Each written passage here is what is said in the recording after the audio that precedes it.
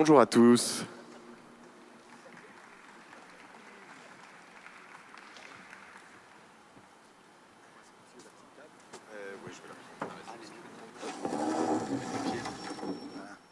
Pour mettre mes pieds.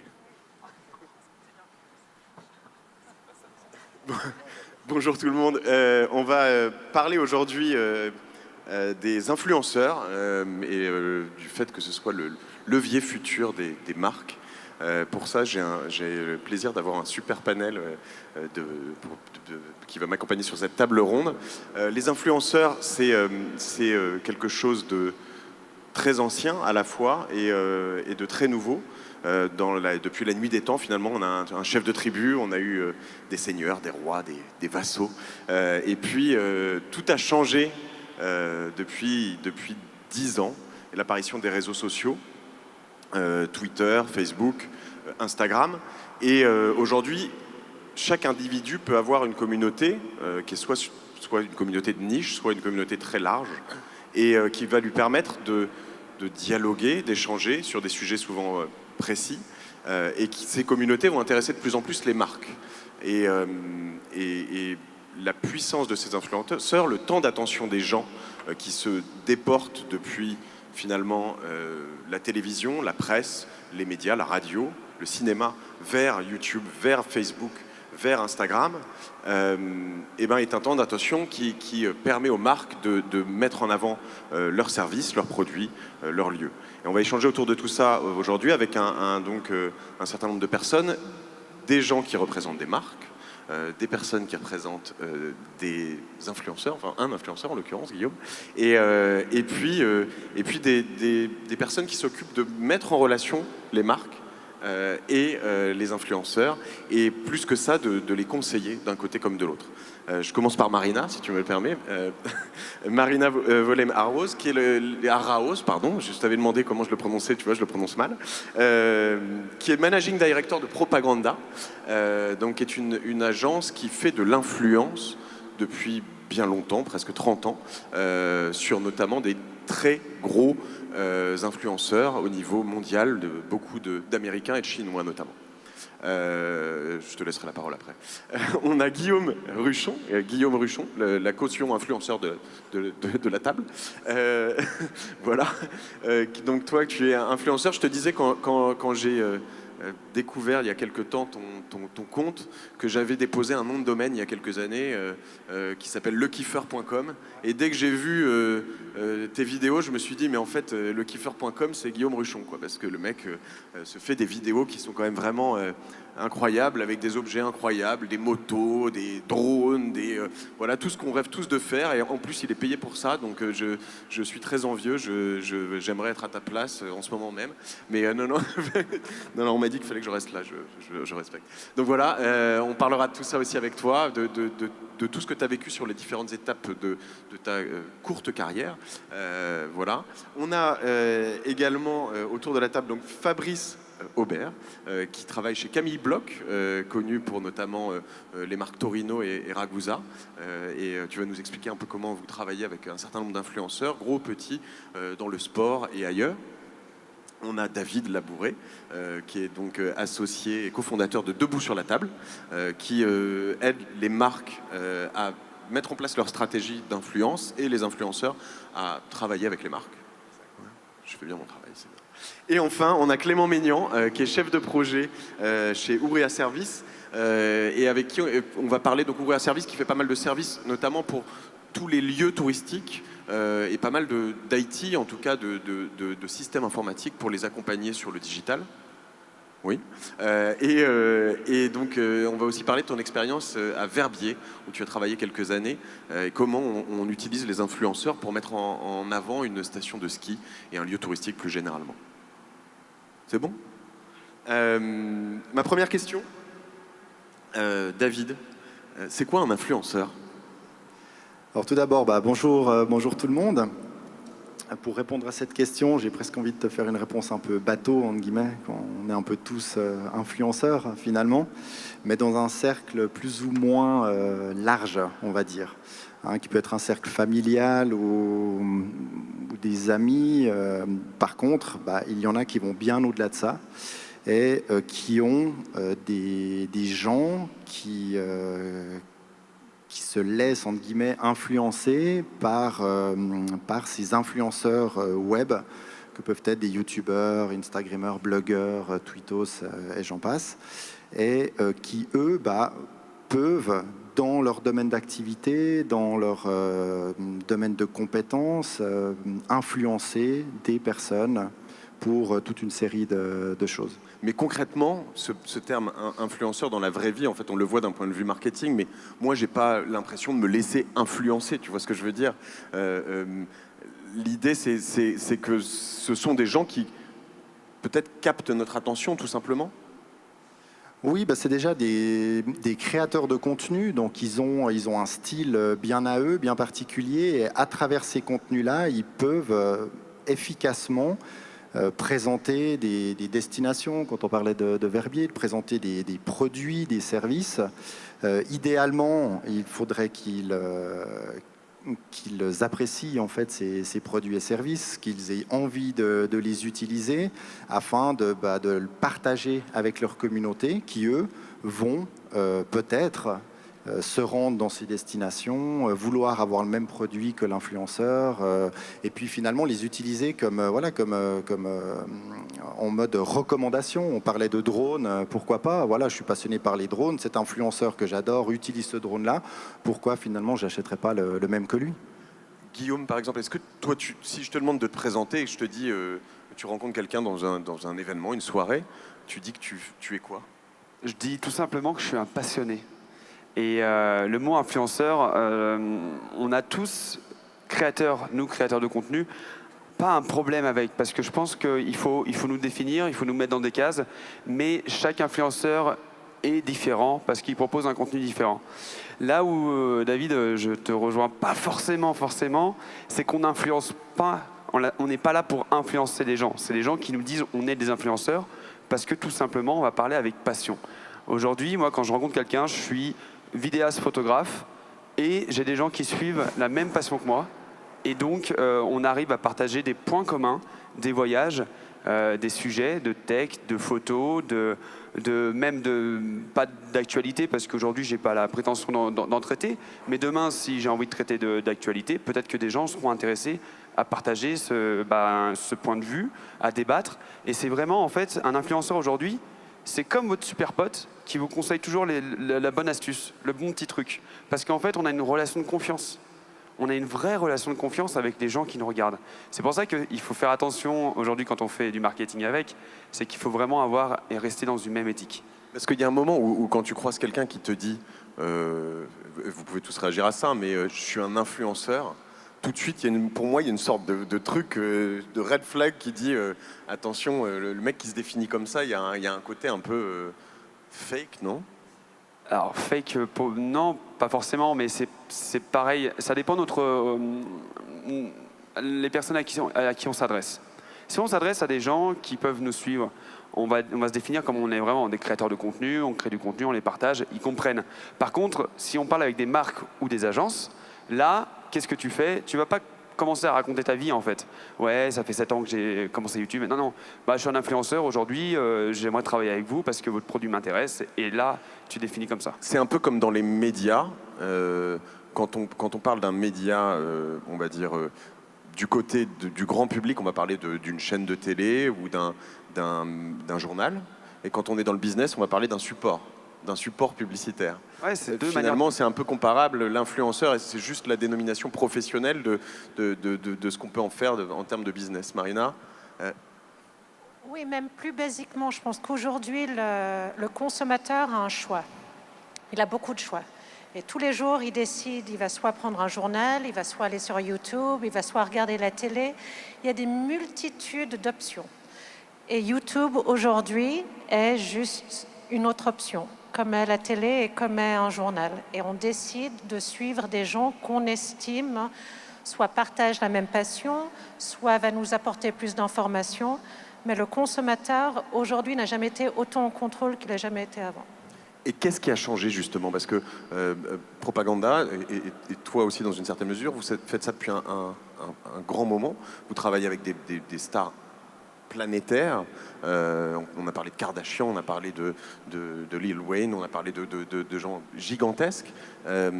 Mais on est passé d'un moment où en fait ces personnes passaient dans un film, passaient éventuellement à la télé ou dans les magazines, à un moment où en fait il y a une multitude de personnes, des plus gros, des plus petits, des niches, des très spécialisés.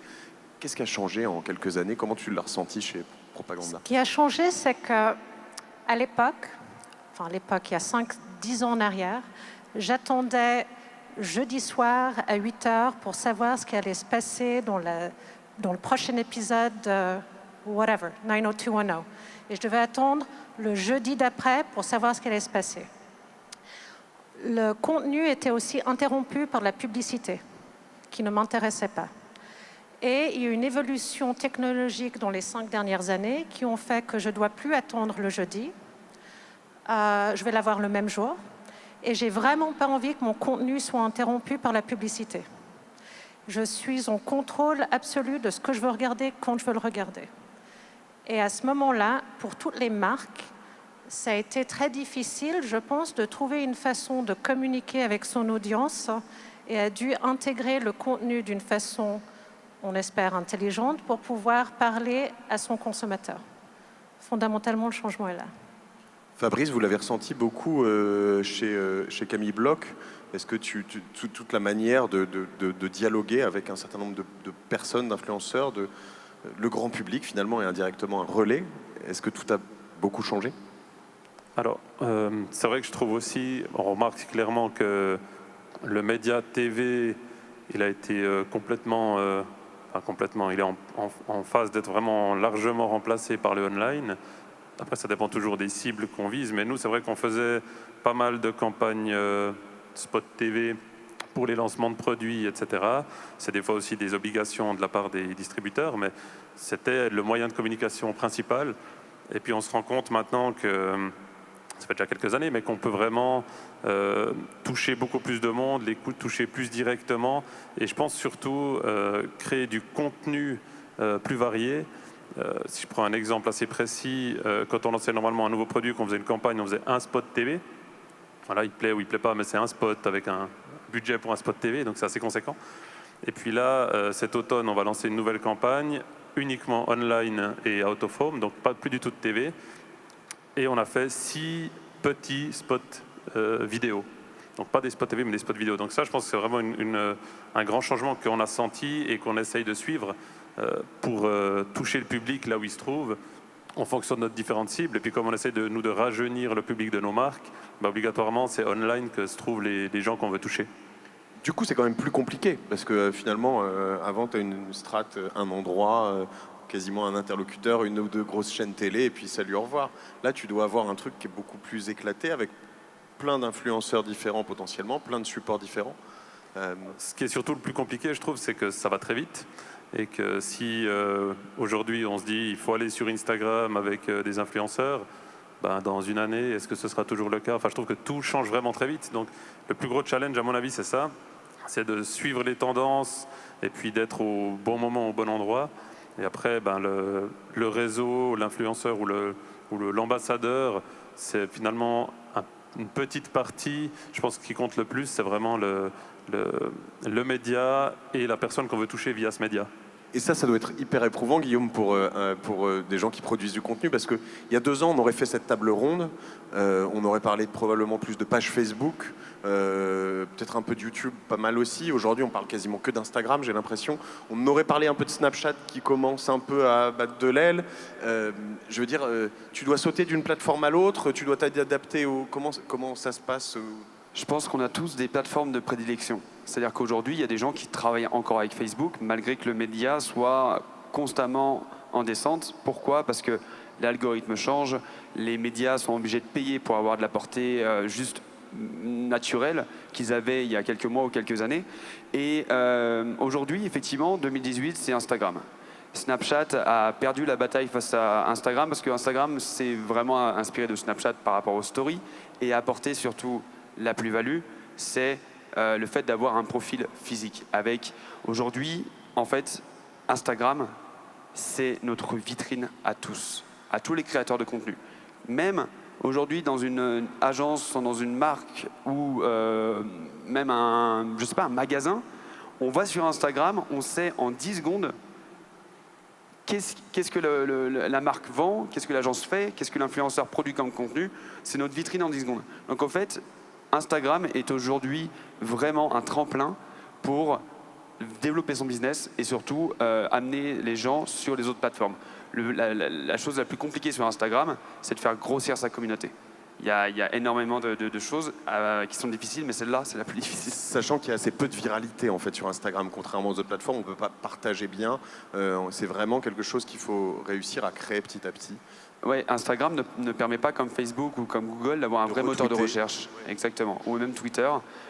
Twitter, il y a une vraie viralité qu'il peut avoir. Sur Instagram, on est dépendant de l'algorithme d'Instagram, qui est aussi l'algorithme de Facebook, on se le rappelle, mais qui fonctionne différemment et qui aujourd'hui change encore une fois tous les 6 mois ou tous les 3 mois, il y a quelque chose qui change. Et encore hier, il y a une mise à jour pour contrer un peu les fake influenceurs, où on va pouvoir savoir depuis quand le compte a été créé, où est-ce qu'il est localisé, etc. Et donc du coup, à chaque fois, il y a plein de nouveautés, qui fait que c'est effectivement très compliqué de suivre l'évolution. Et Clément, du coup, quand tu es du côté d'un annonceur, pour suivre tout ça, donc quand tu étais par exemple à Verbier, tu t'adaptes en permanence, tu dois avoir un coup d'avance, tu dois te dire, je vais quand même, je sais pas, je prends Snapchat par exemple, vous avez misé un peu sur Snapchat à un moment? Nous, on a fait le pari dès 2015 d'orienter pas mal notre stratégie sur Insta déjà, puisqu'on voyait qu'il y avait un bel avenir en tout cas qui C'était tôt, hein. C'était assez tôt en tout cas en Suisse, c'était assez tôt effectivement. Ensuite, c'est vrai que sur la partie Snapchat, c'est vrai qu'on a été au début limité par la partie aussi analytics, parce que pas évident d'avoir des chiffres, etc. On voyageait un peu les yeux bandés par rapport à ça. Donc du coup, on a vite opté pour Instagram, qui quand même, comme fashion, food et tourisme, c'est vrai que c'est une plateforme aujourd'hui qui a un pouvoir de prescription ultra importante pour les destinations. Donc on a préféré se focus sur vraiment peu de comptes, par contre de bien travailler nos communautés dans chacun des comptes. On a l'impression que sur justement vraiment ce qui est tourisme, hein, Instagram, c'est devenu presque numéro 1, là pour le coup, devant la télé, enfin, c'est un truc gigantesque. Le focus sur les influenceurs, petits, grands, moyens, c'est vraiment quelque chose d'énorme, non? Instagram, je pense que c'est vraiment un langage en fait universel. Pourquoi? Parce que c'est vraiment l'image qui est au centre. Et du coup, l'image, le tourisme, c'est ce qui véhicule. Aujourd'hui, nous, on est vraiment, c'est ce qu'on vend en tout cas quand on partage autour d'une destination.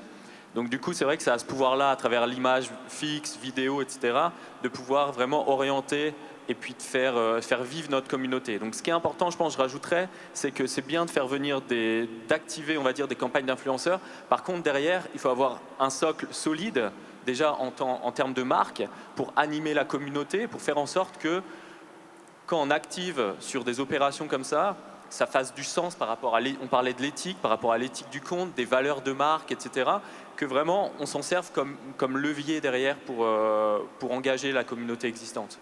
Alors c'est probablement parce que vous êtes tous assez experts dans tout ça que je me dis ça, mais quand je vous écoute, même si je disais un peu en introduction qu'on parle de plateformes qui n'ont pas 10 ans, hein, pour la plupart, ou 10 ans à peu près, 2007, 2005, un peu plus, mais on n'a pas du tout l'impression que c'est le futur de la communication des marques, c'est complètement ancré dans le présent. Et qu'est-ce qui change entre les marques, enfin en tout cas en 2, 3, 4 ans, 5 ans, qu'est-ce qui change en ce moment sur tout ça? Je pense que ce qui change, c'est la professionnalisation, entre guillemets, peut-être d'arrêter de croire que toutes les marques vont pouvoir trouver sur ces plateformes sociales le Saint Graal, la possibilité d'animer des communautés. Dans le tourisme, il y a des domaines très particuliers, entre guillemets, mais où on peut animer, on peut créer de l'engagement. Dans d'autres, c'est beaucoup plus compliqué. Donc on sera plus à la recherche, on en parlait avant, de plateformes où on sait que nos cibles, nos clients sont sur ces plateformes-là, et comment est-ce qu'on va pouvoir les atteindre avec des bons contenus. Donc on parlait de pub publicité pour Facebook, mais pour beaucoup de marques, Instagram, c'est pareil. Franchement, des contenus propres à la marque, il y a des marques qui ne sont pas capables de nourrir quotidiennement un compte Instagram et d'agrandir une communauté. Même l'objectif d'agrandir sa communauté, pour beaucoup de marques, ça doit être mis de côté. Pour l'influenceur, c'est important parce que l'influenceur, logiquement, ne doit pas commencer à sponsoriser au niveau publicitaire ses contenus, parce que alors là, ça serait plus tellement en lien avec le côté influenceur, même si c'est vrai que ce terme, voilà, c'est pour classer les personnes. Mais c'est vrai qu'aux marques, qu'est-ce qu'il leur reste? Il leur reste la publicité pour être visible. Alors toujours, le contenu reste prioritaire. Il faut que le contenu soit bon et plaise aux personnes qu'on souhaite atteindre. Donc il y a la publicité et il y a l'alternative des influenceurs. Mais qu'il faut savoir choisir par rapport à la communauté de l'influenceur qui doit être en lien avec les cibles de la marque. Et puis après, il faut savoir ce que l'on attend de l'influenceur, ce qu'on va lui offrir en contre-échange et comment on va pouvoir mesurer aussi l'efficacité. Donc on est vraiment dans une stratégie de marketing où on intègre de l'influence. Et puis on va passer en direct avec peut-être de la publicité et à côté de ça de l'influence. Et le compte même de la marque devient presque un petit peu secondaire. Je ne dis pas qu'ils ne doivent rien faire, surtout pas. Mais c'est vrai que ça va être très difficile pour certaines marques sur Instagram de pouvoir créer une communauté, générer de l'engagement, etc. Pas pour tout le temps, bien sûr, mais... Je t'en prie.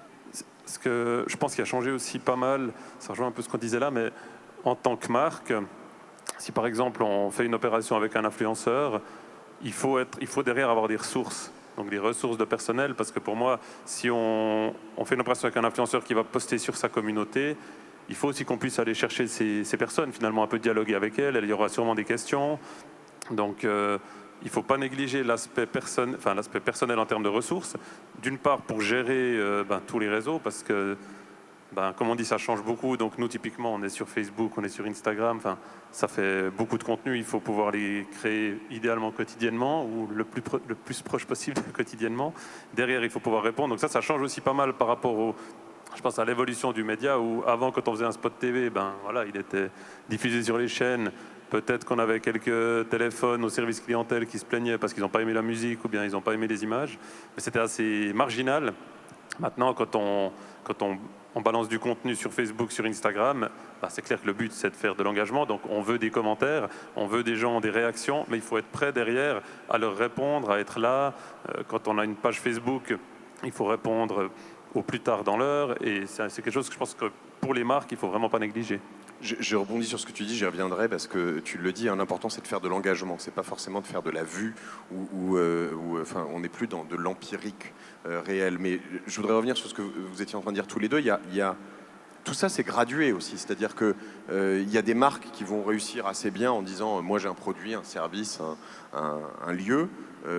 Viens, poste, c'est assez simple, je te paye, je t'invite, je te donne des produits, voilà. Et puis il y a des marques qui vont dire viens éventuellement, prends mon compte Instagram pendant 2-3 jours, pendant 2-3 heures, et puis anime-le, etc. parce qu'ils veulent le grossir, qui racontent des histoires. Puis tu as des marques comme Red Bull ou des très grosses marques qui, elles, vont quasiment avoir l'effet inverse. C'est-à-dire que l'influenceur, en tout cas, va être intéressé à venir travailler sur la marque, sur l'événement, qui est un producteur d'événements réellement, parce que lui va gagner, en fait, en étant...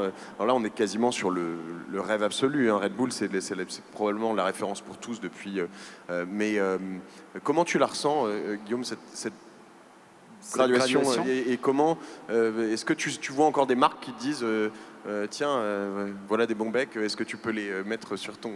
Oui, bien sûr. Oui, c'est arrivé avec une marque même récemment parce que qui ne tente rien à rien. Il y a des gens qui arrivent dans ce marketing-là parce qu'on est là pour parler, on est au royaume des pros, on est là pour parler business. Donc oui, effectivement, aujourd'hui c'est un business et comme tu l'as très bien dit, il y a différents paliers. Il y a la marque qui a besoin de se faire connaître. Donc qui va aller chercher des gens pour faire ce que j'appelle moi du one shot. Tu as un produit, tiens, tu veux combien, tu le testes pas, ça te plaît pas, tu me le renvoies, etc. Après, il y a le deuxième palier où effectivement, là, c'est plus l'influenceur qui a un besoin, mais la marque aussi a un besoin. Donc il y a une vraie entente entre ce qui est fait, etc., et ce qui est conclu. Et après, il y a le troisième palier, comme tu disais avec Red Bull, pour avoir fait plusieurs événements avec eux, des gros événements. Effectivement, moi j'y vais et je ne suis pas payé ni rien, mais j'en parle de partout. Parce que c'est juste le saint Graal d'être invité par Red Bull à des événements mondialement diffusés. Et c'est toujours sympa sur un CV. C'est comme demain, vous allez... Fantastique. Voilà, c'est ça. Mais demain, vous allez accepter un stage dans une boîte qui va vous payer pas très bien, parce que c'est le nom de la boîte. Et vous allez le mettre sur le CV en disant « Attendez, mais moi j'ai travaillé là, j'ai été formé par les meilleurs. » Et là où justement j'évolue par rapport à votre discussion juste d'avant avec David, et j'ai oublié ton prénom, Fabrice, très joli prénom. Là où j'évolue vraiment, on disait que voilà, le thème aujourd'hui c'est l'influence, la manière de communiquer actuelle ou demain. Je pense qu'effectivement l'influence on est en plein dedans, et la vraie chose à comprendre aujourd'hui et le lendemain pour moi, c'est à partir du moment où les marques ne seront plus à l'écran, mais derrière l'influenceur. C'est-à-dire qu'au final, on inverse les rôles. C'est l'influenceur qui va propulser la marque, mais la marque, elle va être même pas citée. C'est-à-dire que la marque, elle se met vraiment à la base de la communication. J'ai fait je ne sais pas si j'ai le droit de dire des marques. Oui, bien sûr. Okay. J'ai fait une grosse collaboration avec une marque de crédit, Sofinco. Voilà, en France, c'est très connu et je pense un peu dans le monde entier. Et on n'a pas du tout parlé de crédit. Par contre, Sofinco s'est mis en propulseur de bonnes idées pour vous envoyer dans telle ou telle destination avec les bons tips, etc. à faire. Et ça, c'est super smart. Parce que du coup, on n'est pas là à dire Sofinco, c'est génial, faites du crédit. Par contre, eux, ils peuvent se servir du contenu créé en disant voilà, vous avez envie de voyager, on est là. Alors les stratégies de Coca-Cola dans les anciens mondes, ce qu'on appelait le top of mind en fait. L'idée de Red Bull à travers toute sa strate, c'est de se dire, en gros, je vois pas forcément des gens qui boivent du Red Bull à longueur de vidéo, parce qu'on pourrait se dire, on va donner envie. En fait, pour donner envie aux gens, il faut assimiler Red Bull à quelque chose de cool et de sympa. Et comme tu le dis, faire un événement Red Bull, au-delà de la gratification que ça te donne, même pas financière nécessairement, c'est souvent fun en plus, c'est des beaux événements. Je te voyais sourire, Marina, sur tout ça. Non, alors moi, juste Propaganda, ça fait 30 ans qu'on travaille pour intégrer les marques dans le contenu, donc pas autour du contenu, et donner exactement l'illusion aux consommateurs que l'influenceur, dans tous les sens du terme, a choisi ce produit. Je reformule ce que tu dis, intégrer les marques dans le contenu, ça veut dire potentiellement, j'ai une montre, dans une série, tel acteur va porter telle montre. Par exemple. Au plus simple. Mais je vais rebondir sur deux choses. Je pense qu'aujourd'hui, avec le web, une marque qui le fait bien, tout ce qui est du marketing d'influenceurs, a déjà compris qui est son consommateur. Ce qui nous permet, avec Instagram, on a beaucoup de big data. Donc on arrive très bien à comprendre, je sais, personne n'aime le mot big data, voilà. Mais on arrive à comprendre qui est l'audience d'une marque. Ensuite, pour choisir le bon influenceur, on doit s'assurer que l'influenceur a également résonne avec la même audience. Voilà. D'où l'intérêt d'Instagram. Parce qu'il y a beaucoup de big data. C'est Instagram et Facebook. Merci. Twitter, c'est bien aussi. Snapchat, pas trop. Twitter est un peu plus éphémère.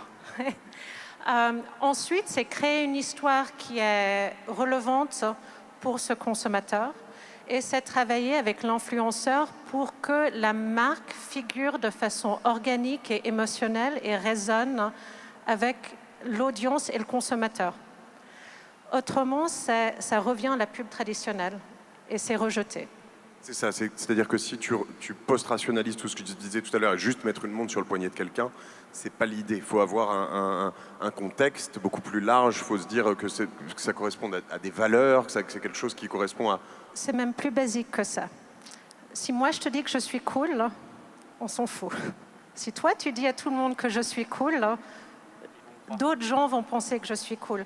Donc c'est l'idée de base d'utiliser quelqu'un d'autre qui va dire que quelque chose est bien et cool et sympa et génial résonnera beaucoup plus que si c'est la même personne qui parle de soi-même. C'est très important ce que tu dis par rapport à l'influence, en effet. C'est pour ça que je me permets juste de rebondir là-dessus. Je pense qu'en travaillant dans le tourisme, dans une station de ski, au final, des prescripteurs, en fait, on en revient à une manière évoluée du bouche à oreille. Si on a dit « je suis venu à Verbier, j'ai passé des super vacances, il y avait ci, ça, c'était vraiment excellent », ça aurait une portée incroyable, beaucoup plus efficace que n'importe quelle activation publicitaire.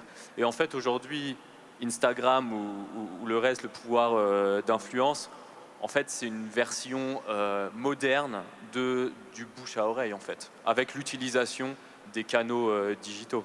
C'est ça, pour reformuler, hein, l'idée c'est de dire que tu as beaucoup plus d'impact quand tu as un influenceur qui a 5, 10, 15, 20 000, même un petit d'ailleurs, il n'y a pas de petits influenceurs je crois, mais 20 000 personnes qui le suivent et qui va dire Verbier c'est cool, c'est magnifique, j'ai passé un moment extraordinaire, plutôt qu'un panneau publicitaire qui va dire venez à Verbier parce que c'est super beau, quoi. L'impact est très différent. Mais alors du coup, par rapport à tout ça, ce qui est quand même très compliqué à maîtriser dans cette communication, c'est qu'on parle de plusieurs personnes qui potentiellement peuvent faire n'importe quoi. Je veux dire, il y a un moment où on parle de valeurs, on parle d'un certain nombre de choses, tu vas faire venir des gens à Verbier, les payer, etc. Et puis le lendemain, ils vont péter un câble, je sais pas, dire des propos que tu n'assumes pas du tout. C'est pas compliqué, ça? Bon, en tout cas, je pense que ça part sur une relation de confiance de base. On dépense pas mal d'énergie, surtout au début, dans la partie recrutement, veille, quel influenceur faire venir, etc. On ne prend pas les premiers venus, pourtant on a des sollicitations quasiment chaque semaine pour dire « Oh, moi j'adore le ski, etc. Est-ce que vous pouvez m'inviter ?» Qui ne tente rien à rien, disait Guillaume, c'est exactement ça. Et du coup... Moi j'aime bien le ski. Hein. Et du coup derrière, nous vraiment, on a une attention, c'est pas forcément le nombre de followers qui va nous capter l'attention, qui va dire on va prendre cette décision, on va l'inviter. Non, c'est vraiment la pertinence derrière de dire voilà, il correspond à nos valeurs de marque, il correspond à l'éthique de la destination, il a l'air d'être sincère, on n'est pas là juste pour faire du placement de produits, on a envie qu'il raconte, qu'il s'inscrive dans l'histoire que la station veut raconter, quoi. Puis après, si je puis me permettre, il y a aussi tu parlais de relation de confiance, mais ça, le dialogue entre la marque et la destination et l'influenceur est hyper important. Si on échange avec lui, en plus s'il y a rémunération, forcément qu'il va y avoir des attentes particulières. Et si l'influenceur vit une mauvaise expérience, il va peut-être renoncer à parler. Enfin, à partir du moment où il y a rémunération, je pense que la marque est en droit d'attendre un petit peu plus quand même de l'influenceur, sans pour autant lui dire ce qu'il doit dire. Ça, il faut surtout pas entrer là-dedans. Mais il faut faire attention avec le côté je t'offre quelque chose, même je te l'ai même pas proposé en amont, c'est-à-dire je t'envoie quelque chose. Et puis, ça serait super d'en parler sur tes réseaux, parce que là, la marque peut prendre beaucoup de risques en se disant, voilà, moi, j'ai reçu ça, ou j'ai testé ça, ça me convient pas du tout, j'aime pas. Et là, ça peut aussi être très dangereux de partir dans quoi très dangereux. On relativise, mais il faut faire aussi attention de pas juste croire qu'il suffit d'envoyer un mail ou d'envoyer une paire de chaussures ou un parfum pour que l'influenceur derrière vende monts et merveilles sur ce parfum. Sachant que c'est ce que je disais juste à l'instant, à l'inverse, c'est-à-dire que les influenceurs peuvent faire n'importe quoi, mais il y a aussi des marques qui font n'importe quoi. Je veux dire, tu vas peut-être nous en parler, Guillaume, mais j'anime un podcast qui s'appelle Génération Do It Yourself, qui est sur les personnes qui ont eu un certain succès pour essayer de comprendre ce qu'ils font. Ce qui fait qu'ils ont eu un succès, comment ils ont réussi, et d'essayer de trouver la trame. J'ai eu la chance, j'en parlais tout à l'heure hier, de par exemple passer 1h30 avec Joël Dicker, un écrivain suisse, ici à Genève. Et récemment, j'ai été approché par une marque de dating, je ne vais pas la citer cette fois-ci parce que je vais me moquer un peu d'eux, mais la métamarque de l'application, voilà. Et, avec une flamme. Je ne dirais pas. Qui me dit je veux sponsoriser ton podcast. Je suis marié, j'ai 3 enfants, je suis sur un truc autour du succès. Je dis mais en fait je comprends pas. Et sachant que l'argent était quand même un truc intéressant. Il y a un moment où je me dis j'hésite, mais en fait je peux pas. Déjà c'est rompre un lien entre mes auditeurs et moi. Enfin il y a un truc qui serait complètement débile en fait. Toi comment tu es sollicité là-dessus? Comment tu choisis les gens? comment tu m'as dit quand on préparait cette table ronde notamment que tu es capable à l'inverse, si une marque refusait d'aller acheter son drone ou d'aller faire un certain nombre de choses parce que tu le voulais et tu le testais et que s'il refusait de te le donner, bah, tant pis, tu te débrouillais. Mais c'est quoi ces relations, comment ça change Il y a de tout. Il y a vraiment de tout, et je pense aujourd'hui, on a tous un discours un peu d'éthique, de valeur, de confiance, une relation de confiance qu'on a avec nos auditeurs ou nos viewers, etc. Aujourd'hui, quand une marque me contacte, il y a plusieurs facteurs, et la rémunération n'est pas du tout ce que tu crois, David. Je suis désolé, parce que vraiment, depuis tout à l'heure, je suis un peu en confrontation, mais juste pour dire ça, en fait, la rémunération, parfois, elle n'est pas à ce que tu vas dire, mais à ce que tu vas faire. C'est-à-dire que si une marque t'appelle en disant « viens passer des vacances », bon, bah, tu fais ce que tu veux. Par contre, si derrière, on veut 2 vidéos, 3 photos et du contenu, parce que ce qui est très très important, et je pense on n'en a pas trop parlé, mais on a un peu évoqué, c'est qu'aujourd'hui, l'influence, c'est sympa, mais la vraie plus-value de l'influenceur, c'est que c'est un expert en photo et vidéo. C'est-à-dire qu'il va vous fournir du contenu que vous allez pouvoir distribuer sur vos réseaux sociaux tout au long des semaines, voire des mois à venir, si vous avez bien défini vos besoins. Donc là, on est vraiment dans la stratégie digitale. En tout cas, c'est quelque chose qui te caractérise bien, parce que pour ceux qui ne te connaissent pas, tu vois, j'étais impatient de voir comment tu te présenterais, parce que tu t'es présenté comme un passionné, mais tu pourrais aussi te présenter comme un producteur, comme un réalisateur, comme un... Enfin, je veux dire, la qualité de tes contenus... Bay non plus, hein. Non, non, je te l'ai dit, c'est vraiment au téléphone quand on s'est parlé, mais c'est vraiment hyper bien. Non, mais j'ai été vraiment assez scotché sur... Donc il y a un vrai travail énorme là-dessus, mais c'est pas le cas de tous les influenceurs non plus. Non, mais et je rejoins encore tout le monde, c'est que en fait aujourd'hui, moi je suis là pour raconter une histoire. Pour vraiment raconter une histoire. Et on va rebondir à ce que tu me posais comme question par rapport aux demandes et aux besoins des marques, sachant que les marques ont des besoins, et moi aussi j'en ai. On parlait de drones tout à l'heure. Oui, effectivement, j'ai contacté une marque de drone assez connue. Chinoise. Voilà, avec 3 lettres. Et je leur ai dit, waouh, votre drone, je suis déjà en contact avec eux en fait, ils me connaissent un petit peu, ils connaissent un petit peu mon travail. Et je leur dis, franchement, s'il vous plaît, j'en ai trop besoin, c'est un besoin que j'ai. Franchement, je vous fais mes 12 vidéos pour juste le drone, alors que c'est même pas le prix d'une vidéo normalement, mais on s'en fout, genre j'en ai besoin. Ils m'ont répondu non, bah en fait, j'ai même pas attendu qu'ils me répondent pour le commander, parce que j'ai un besoin. Et ce besoin, en fait, j'ai pas besoin qu'on me rémunère. Là, j'ai sorti une vidéo récemment pour un disque dur externe.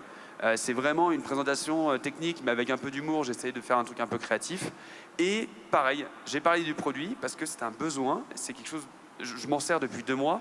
Je suis pas du tout payé par la marque pour dire telle ou telle chose. Sachant qu'il y a quand même, si je dois aller un peu au fond de tout ça, une manière de montrer aux autres comme tu le fais, ce qui peut éveiller l'intérêt d'une autre marque qui va se dire, parce que quand je vois la manière, on peut les citer puisque t'en es du bien, mais tu ouvres ce drone de DJI et qui donne vraiment envie.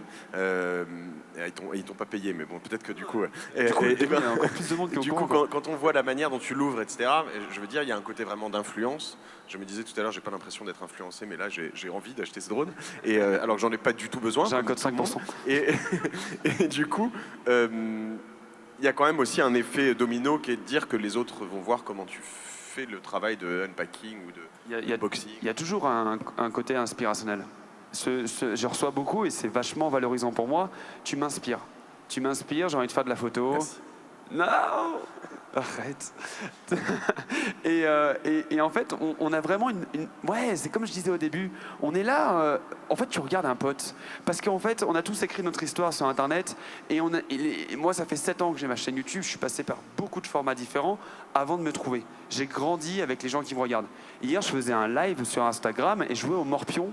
J'ai vu. T'as vu? T'as pas voulu jouer? Non, je l'ai vu que ce matin en fait. J'ai trouvé ça très drôle, c'est très bien fait. Et ça, du coup, je tombe sur des gens qui me disent, mais ça fait 6 ans que je te suis. 5 ans? 4 ans? Je croise des parents, etc., des jeunes de 50, 60 ans, des jeunes, effectivement, des jeunes 50, 60 ans, qui me disent, mais j'adore ce que tu fais, je suis tombé sur ta vidéo, c'est génial.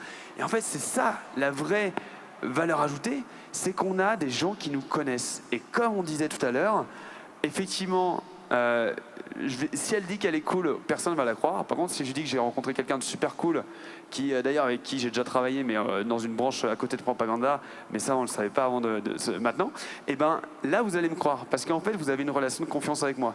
Je vais vous proposer juste une chose. Si vous avez de quoi noter, on a encore un peu de temps, donc vous pouvez m'envoyer un message si vous avez des questions à poser. J'ai un numéro de téléphone français, donc il y a 0033 devant. Et après, c'est 06, donc 11 42 07 41. 0033 6 11 42 07 41. Comme ça, je pourrais les poser. Voilà, m'insultez pas, c'est pas la peine. J'essaye de faire bien les choses. Mais du coup, je voudrais venir sur le financier un tout petit peu. Ça coûte quoi un influenceur de se payer un influenceur? Et ça rapporte quoi d'ailleurs? Marina? Je pense qu'il faut définir quel genre d'influenceur on parle. Donc, pour ce qui me concerne, je travaille avec des macro-influenceurs, des gens qui ont en moyenne 10 millions de followers. Et le calcul, il est différent parce que c'est une marque qui va s'associer avec une autre marque. Si je prends le cas extrême d'un Kylie Jenner, aujourd'hui, c'est une marque et elle réfléchit comme une marque. Et elle a aussi besoin d'avoir une authenticité avec, toi aussi d'ailleurs. Non, mais autrement, on ne reste pas influenceur. La grande différence, c'est que quand on fait une chose avec une Kylie Jenner, ça sera un moment qui sera diffusé dans le monde et repris dans le monde. Donc mon retour sur investissement est énorme. Donc le coût est toujours un peu difficile à évaluer parce que je pense que le plus important, c'est qu'est-ce qu'une marque cherche à faire en faisant un contrat. Et si le KPI, enfin si le Key Performance Index, si on arrive vraiment... L'objectif, voilà, je ne trouvais pas le mot en français, est atteint et multiplié par 10, le prix est divisé par 10. Sachant qu'on a parlé ensemble d'un événement qui s'est passé il y a quelques mois, justement, à propos de Snapchat. Tu peux nous raconter? Oui, c'était Kylie Jenner avait posté sur Instagram qu'elle n'utilisait plus Snapchat. En l'espace de 20 minutes, le share, comment on dit ça, la bourse de Snapchat s'est effondrée. Mais pas petit effondré. Ça a pris moins 36%. Et 20 minutes après, ils lui ont demandé de faire un post qu'ils ont évidemment payé pour que Kylie Jenner dise non, mais au fait, j'aime pas un filtre. Je t'aime toujours Snapchat. J'avais pas suivi la Donc suite. ça, c'est la grandeur d'une voix qu'on aime, on n'aime pas, mais voilà l'impact que ça peut avoir. Et sachant que là, on peut parler du coût de l'influenceur, c'est-à-dire combien ça coûte de le payer pour faire quelque chose, mais on peut aussi parler de l'effet derrière. C'est-à-dire que quand un cours de bourse s'effondre de 10%, 15% à cause d'un tweet d'une personne, on parle en dizaines ou en centaines de millions de dollars. Donc enfin, je veux dire... c'est là où on voit la vraie... De temps en temps, on voit des gens un peu sceptiques sur le côté de l'influence. Et une des questions, d'ailleurs, qu'on me pose, merci, qui est... est-ce que, justement, il n'est pas fini le temps où on vend du café parce qu'on a vu George Clooney en boire, du Nespresso, pour ne pas le citer. Est-ce que ce n'est pas un temps révolu? Ben non, parce que tout le monde sait que George Clooney est Nespresso, donc c'est déjà énorme. Non, je pense qu'au contraire. Et merci pour le gentil mot. Parce que je pense que dans le cas de George Clooney et Nespresso, je pense que c'était au début une association géniale entre les deux. Nespresso vendait que en Suisse, un peu en France. C'était une révolution de se faire un café avec une capsule et avoir choisi, c'était la bonne personne. Et c'est ça le plus important de ce qu'on dit. Toi qui l'as fait? C'était la bonne personne. Et je pense que le plus important dans tout, c'est toujours marier la marque, l'influenceur de n'importe quel étage. Et à ce moment-là, on arrive sur quelque chose de magique. Et on arrive sur quelque chose que l'audience, le consommateur considère comme organique et une vraie histoire qui se met en place. Et à ce moment-là, on adhère à l'histoire. Alors oui, George Clooney, ça fait 10 ans. Il a probablement cannibalisé la marque, mais en soi, on peut pas... Je pense qu'on peut demander à n'importe qui, George Clooney est géré de quoi, on va toujours dire Nespresso. C'est là donc qu'on voit qu'il y a vraiment plein de niveaux d'influence différents. Et je pense qu'on est tous d'accord sur ce qu'on dit, mais il y a vraiment des attentes des deux côtés très différents. Pour l'exemple de Snapchat ou de George Clooney, la marque leur fait dire ce qu'ils veulent, hein, à partir du moment où il y a le chèque qui va derrière. C'est même plus des influenceurs, quoi, c'est des ambassadeurs, les égéries de marques. Après, il y a de l'influence avec des youtubeurs qui créent par exemple des super contenus, etc., du beau matériel. Puis on a aussi de la micro-influence où là on est sur l'utilisation de la communauté. Et moi, ce qui est très important aussi pour la marque, c'est qu'elle n'oublie pas de parler aussi pour elle et de réfléchir au niveau objectif. Sofinco, c'est un super exemple, je trouve, parce que Sofinco, eux, ils veulent, leur objectif, c'est pas de créer de l'engagement. C'est pas ça qui va faire vendre, entre guillemets, ces crédits. Eux, ils veulent vendre des crédits. À la base, c'est leur business. Par contre, ils ont toute une réflexion qui va bien au-delà de dire, comme tu disais, Sofinco, c'est super, venez faire des crédits chez nous, ou de demander à un influenceur de le dire comme ça.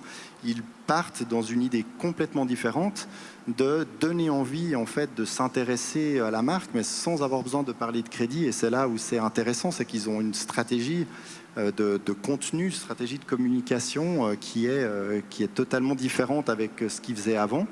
Et je trouve que ça, c'est très intéressant. Et finalement, que Sofinco ait de l'engagement sur son compte Instagram ou autre, eux, ça les intéresse pas plus que ça. Ce qu'ils veulent, c'est de pouvoir créer du super contenu avec différents influenceurs pour que derrière, après, indirectement, les gens s'intéressent à la marque, connaissent Sofinco et puis, en cas de besoin, tout d'un coup se disent « Ah ouais, c'est vers eux que je vais aller ». Très intéressant. J'ai pas mal de questions qui arrivent. Je voudrais revenir un tout petit peu sur l'aspect argent avec les deux personnes qui sont plutôt du côté des gens qui payent généralement, que ce soit chez Camille Bloch ou à Verbier. Si je dois vous poser cette question bête, je sais comme ça, hein, il y a plein de réponses, mais ça vaut combien un influenceur ? Moi, je pense que ça dépend de deux choses. Ça dépend de la taille de la communauté de l'influenceur quand même, et puis ça dépend du produit. Comme on discutait avant, il y a des produits, que ce soit un drone ou autre chose, qui ont déjà une valeur de base, ou un voyage, ou pour lequel l'influenceur ne va pas forcément demander à être rémunéré. Il y a d'autres produits, si je prends notre exemple du chocolat, qui ont un côté émotionnel, mais qui n'ont pas une grande valeur marchande.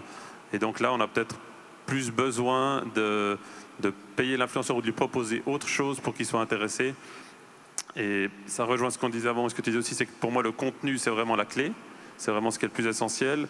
Et puis quand on a un produit qui n'est pas une montre à je ne sais combien, mais comme nous du chocolat, si on veut intéresser l'influenceur sans devoir dépenser des sommes astronomiques que dans le cadre de notre entreprise, une petite PME suisse, on n'a pas, on doit créer quelque chose de spécial. Donc, par exemple, quand on avait créé un événement en Allemagne pour faire connaître Ragusa en Allemagne, et les influenceurs ont répondu, on a dû limiter, on avait trop de motivés par rapport à la place au nombre qu'on pouvait en accueillir.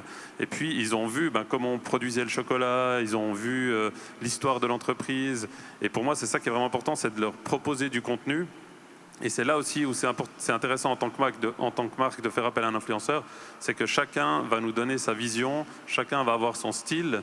Et puis c'est ça qui est génial parce que là, on avait eu une 50aine d'influenceurs qui sont venus et on n'a pas eu 2 posts similaires alors qu'ils étaient tous au même endroit. On proposait la même chose. C'était un petit espace, c'était pas grand, mais c'était vraiment une grande gamme de diversité. Et c'est ce qui fait la différence dans le feed finalement, c'est qu'il y a tellement de contenu, il faut que le contenu soit attractif, alléchant, original. Et puis ça, à mon avis, c'est là-dessus qu'on peut jouer aussi quand on a des petits budgets. Donc. Et là, l'important, c'était le choix de ces influenceurs. Surtout, principalement. Aussi, clairement. Ça, c'est clé. De toute façon, c'est le choix qui doit correspondre à la cible de la marque. Ça, c'est clair. Le prix est plus bas qu'une page de pub dans un L. Voilà. Voilà.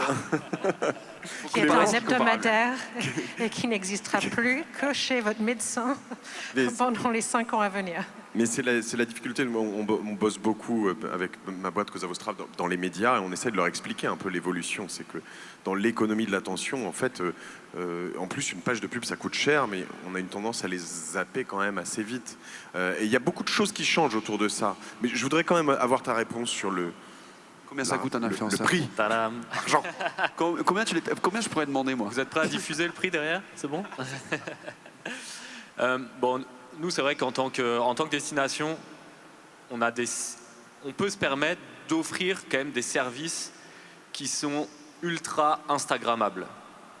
On parle d'hôtels, on parle de gastronomie, on parle d'activités, etc. Marina, qui On vend est l'image. moitié américaine, te dirait Instagramming. C'est le terme qui C'est moins cher qu'une page de pub. Et du coup, en fait, ce qui se passe, c'est que généralement, bon, il y a différents formats. C'est-à-dire que généralement, on sélectionne des thématiques assez fortes quand on décide de faire des activations avec des Instagrammers, par exemple. Ce qui veut dire que derrière, on leur propose aussi des prestations qui sont en lien avec ce qu'ils veulent découvrir, avec leur ligne éditoriale. Il y en a qui vont être vachement dans l'aventure. Donc là, on va les emmener dans des cabanes d'altitude avec un guide à -20 en plein hiver, etc. Et là, ils vont réussir à raconter une histoire de dingue. Puisque d'autres, ils sont plus dans le lifestyle, dans la partie... Ils veulent pas répondre à ma question. Combien ça coûte? Mais- Non, Non, mais c'est comme si tu disais Non, mais je combien ça coûte une page de pub dans un magazine. Ça c'est dépend le ce que magazine, je- ça dépend Ouais. si tu prends une page, une double page, Non, mais etc. en fait, ce qui est intéressant, c'est aussi de voir, en effet, ce que ça coûte. C'est une boîte de chocolat jusqu'à $1 million par tweet. Ouais, ça dépend de l'influence, quoi. Ouais. Ça dépend de la communauté et ça dépend le produit que tu vends aussi. Ça dépend.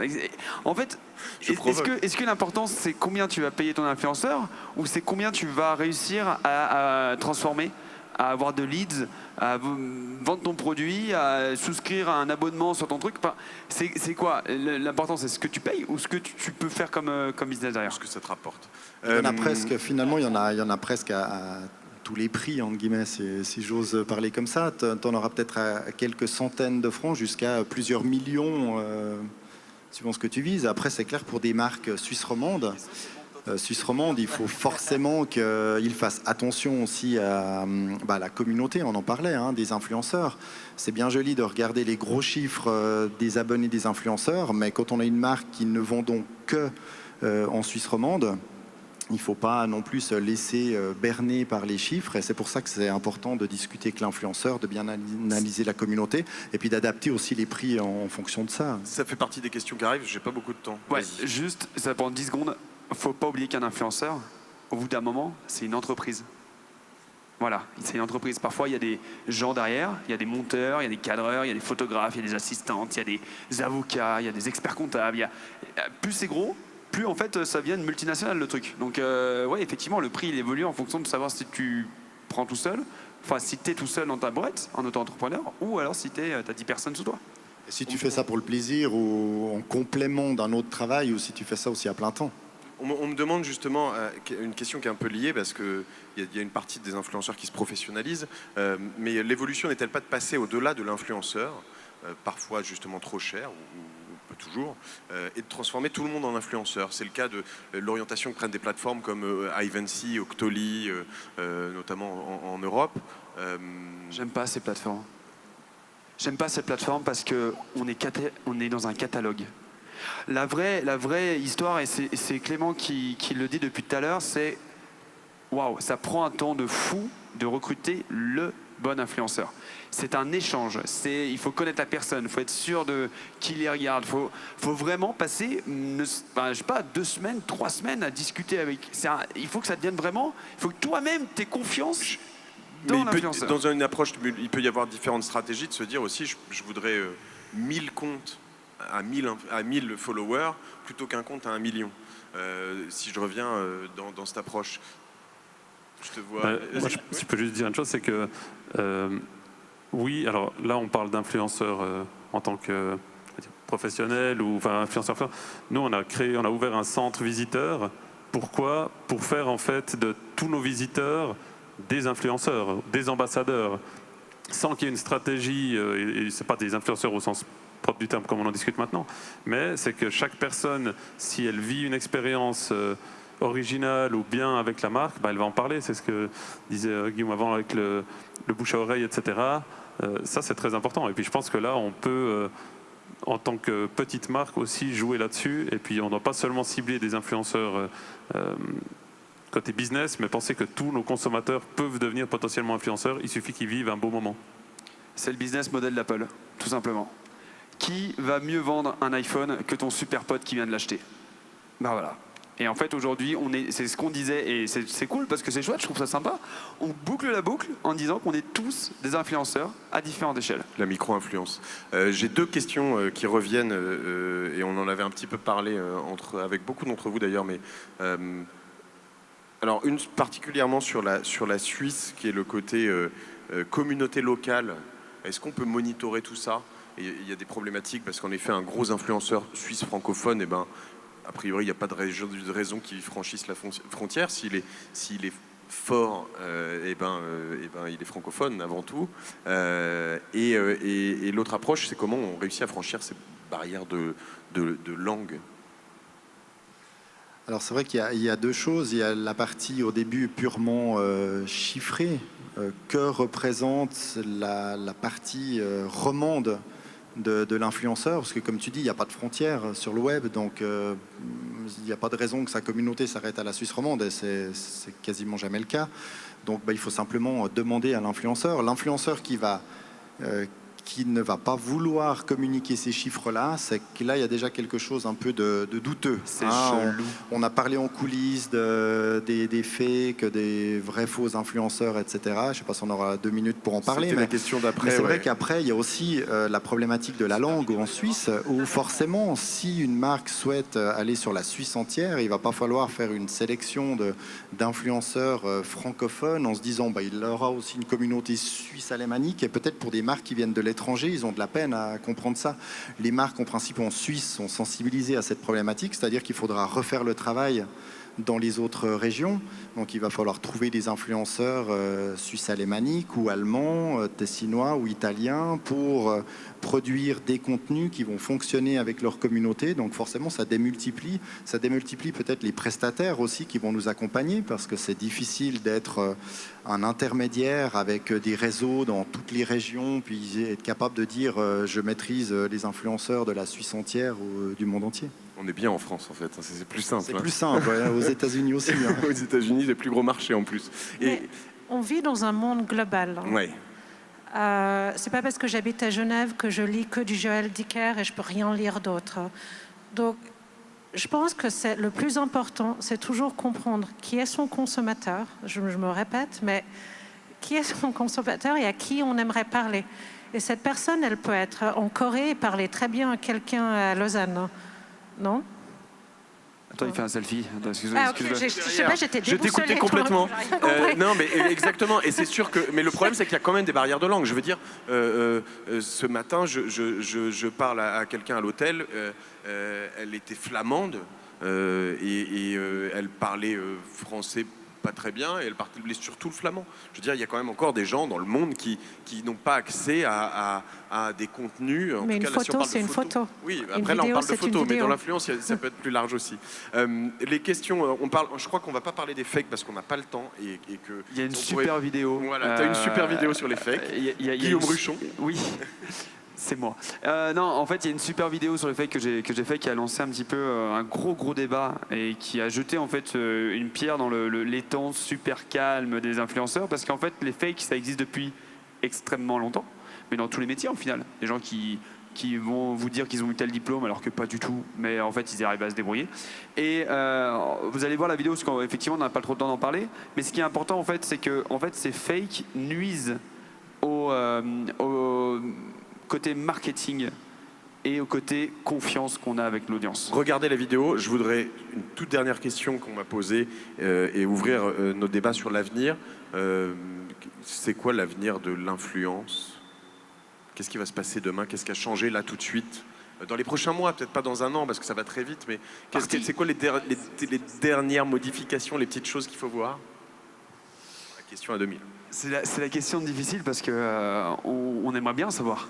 On aimerait bien savoir. Par contre, comme je disais tout à l'heure, il faut se positionner sur une vraie histoire que tu racontes. Être le Georges Clooney de demain. Et cette même personne m'a posé une autre question très intéressante qui est peut-être liée et dont tu m'as parlé pendant notre préparation. C'est potentiellement, tu l'as évoqué un peu tout à l'heure, mais est-ce qu'il faut faire du one-shot ou du long terme? Et peut-être que Non, l'avenir, il est là. c'est vraiment prendre plus des influenceurs, mais des ambassadeurs. C'est ça, en fait. On va prendre celui qui a le plus envie de travailler avec nous et a le plus envie de représenter ma marque. Parce qu'il y croit. Si lui, il y croit, il y en a 2 millions qui peuvent y croire. Pas forcément parce qu'il a une audience de 2 millions, mais si l'histoire, elle est sympa, tout le monde va l'écouter. Merci. J'aurais pu continuer pendant 1 heure. Merci pour vos questions, merci pour vos réponses. Merci à Palexpo pour cette organisation et le Royaume des Pros. Voilà, je suis ravi d'avoir pu y participer. Et bon appétit, je crois qu'il est l'heure de déjeuner. À très bientôt. Merci. Merci beaucoup.